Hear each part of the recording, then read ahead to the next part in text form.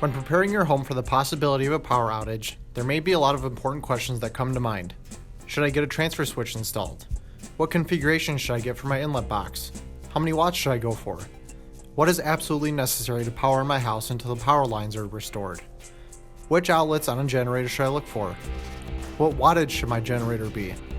This may sound like a lot, but it really boils down to what you need to keep powered during a power outage. First off, let's review what a transfer switch is. A transfer switch is a switch that switches electrical current loads between two different sources. Some can be manual, meaning you physically have to flip the switch, while others can be automatic and trigger when a source has lost power. The most common is the manual switch between the power grid and a backup generator. This is the safest way to get power to your home during a power outage. If you are unable to get a transfer switch, you can still get power fed to your home with an inlet and generator, but you have to be careful. Before starting the generator, you must make sure the main breaker to the main power lines is turned off. Once that is done, you can turn your generator on to power your main panel. Once the main power comes back on, turn the generator off and disconnect it from the inlet before turning the main breaker back on. Another simple way is to run a power distribution cord from your generator into your home. This will work for short power outages that don't require a lot of power. Products such as L1430F520-025 and L530W515-025 work perfectly for this. Most portable generators have the same 3 to 4 NEMA configurations. These are NEMA 520R, NEMA L530R, NEMA TT30R, and NEMA L1430R. The R standing for receptacle, of course. Each of these outlets has its own maximum output for wattage.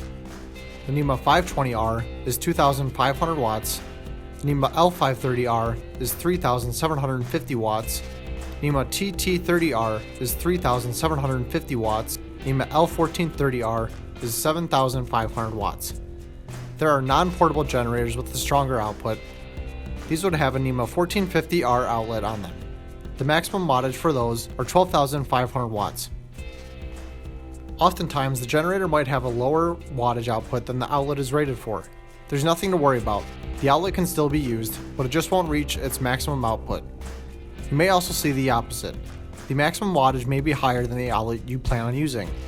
This is the maximum power for the whole generator.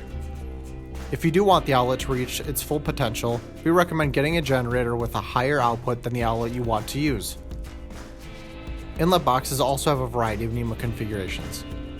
These are NEMA L530P, NEMA L1420P, NEMA L1430P, and CS6365. The P in all those standing for male plug, of course. Just like with the generator outlets, each of these inlets has their own acceptable maximum wattage. NEMA L530P is 3,750 watts, NEMA L1420P is 5,000 watts, NEMA L1430P is 7,500 watts, and CS6365 at 12,500 watts. An easy way to find out the maximum wattage for an outlet or inlet is by doing the simple equation. Watts equals volts times current. If you already own a generator and are getting a new transfer switch installed, but they have different connections, you can still use them together with an adapter.